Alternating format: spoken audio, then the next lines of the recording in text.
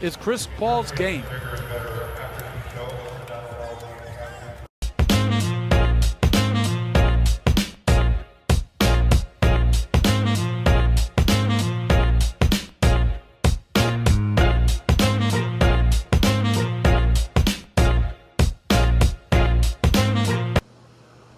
What's up, guys? Prince Sports here. Check this out. Lakers against Suns. This proves my point even more. All right. Anthony Davis is the heart and soul of this Los Angeles team. He's their best player. He's their best scorer. He's their best defensive player.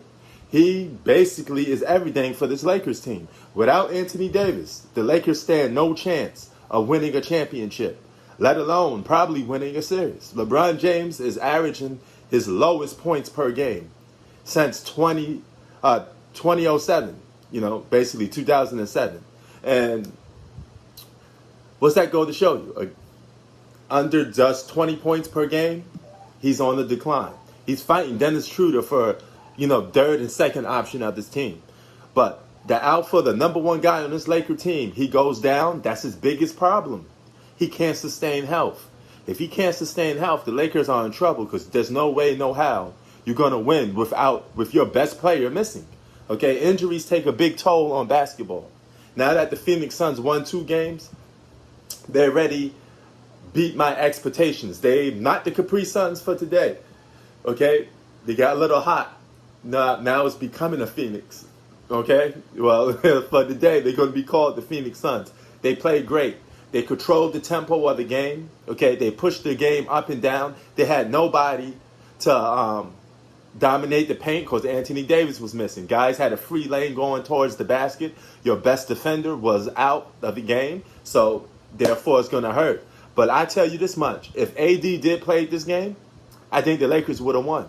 Because if AD was fully healthy, Lakers would have won this game, okay? Because Anthony Davis would have had a 30 and 15. But the problem is he can't give you that consistently because he's too hurt all the time. He is Mr. Plastic Man, a.k.a. Mr. Glass. And he can't sustain that level of high-level playing if he's constantly hurt. That's the problem with the Los Angeles Lakers. Ayton, okay, DeAndre Ayton had a good game, okay?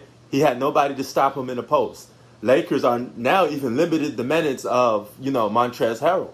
A guy that won 6th Man of the Year is not getting no playing time. And the ugly of this game is none other than LeBron James.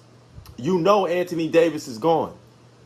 But you go into passive mode, you score 1 basket in the third quarter. 1 basket. 1 field goal in the third quarter. That means you let the game get out of hand. You let those guys run amok on your team. You didn't put no offensive pressure on that team. Pressure bust pipes. How come you didn't put your foot on their neck and start scoring?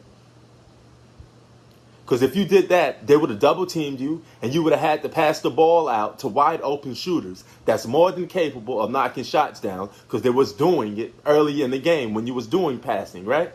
You lead this team in assists, but assists ain't good enough because offense and defense are 2 of the most important aspects to basketball. If you can't do those 2 things at an elite level, you cannot win. If you can't do those 2 things at the highest level possible, you can't possibly be the best player on the team. There's only one guy that does that consistently if he's healthy. That's Anthony Davis, not LeBron James. So my point is, if the Lakers don't have Anthony Davis, they don't win. Now, this is a perfect example, okay?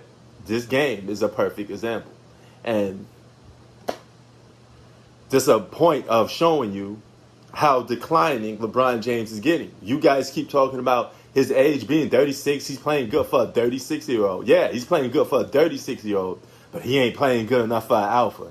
And he ain't playing good enough to be the best player in the world. That is a fact. So hopefully Anthony Davis gets better, prove my prediction right, because if they don't, those Capri Suns will become Phoenix Suns right before your eyes, and they will beat the Los Angeles Lakers. Prince Sports out.